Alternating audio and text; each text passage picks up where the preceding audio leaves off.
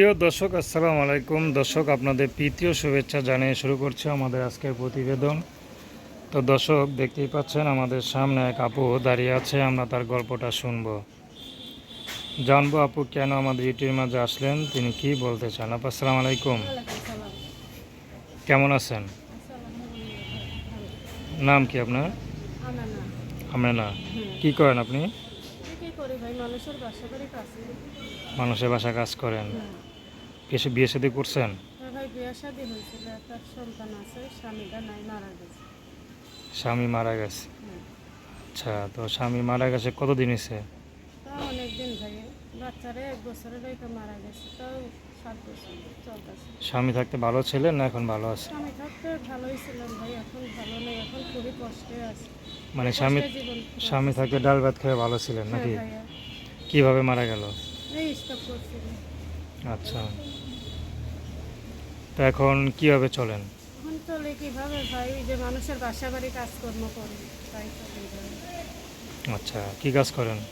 এই যে হাঁড়ি পাতিল ধোয়া, রান্না বান্না, ঘর মোছা। আচ্ছা, এসবই করেন। হুম। আচ্ছা, তো এখন বিয়ে শাদী করবেন? যদি ভালো মনের মতন মানুষ পাই, সে আমার বাচ্চাটার দায়িত্ব নেয়, আমার পাশে দাঁড়ায়, আমার ই করে, তাহলে ইনশাল্লাহ আমি তার পাশেও থাকবো সারা জীবন, আমি আশা করি। সে যদি বিবাহিত হয়? বিবাহিত হলে তাতে কোনো দুঃখ নেই, আমারও তো বিবাহ হয়েছিল, আমার সন্তান আছে একটা। আচ্ছা, আপনার সন্তান আছে একটা। হুম। সন্তান কত বড় হয়েছে? এই 7 বছর বয়স চলতেছে। 7 বছর হয়ে গেছে গা। হুম। তো যে কত কষ্ট করে সন্তানটা বড় করলেন, ঠিক না? হ্যাঁ ভাই। সন্তানটা এখন মানুষ করতে হইব, ঠিক না? মানুষ না করলে সন্তান তো আপনার দাম দিব না, দিবে? না, কখনোই দিব না। তো একা পক্ষে সন্তান কি মানুষ করা সম্ভব?